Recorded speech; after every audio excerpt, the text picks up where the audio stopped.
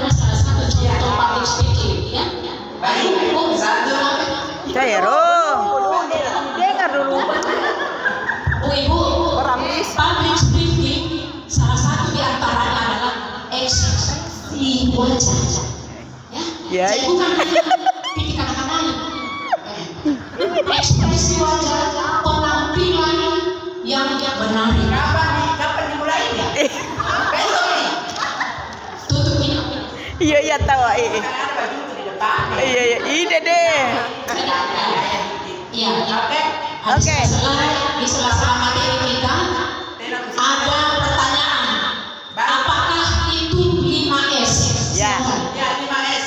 Baik. 1. Senyum, sapa, salam, sopan, dan santun. Terima kasih.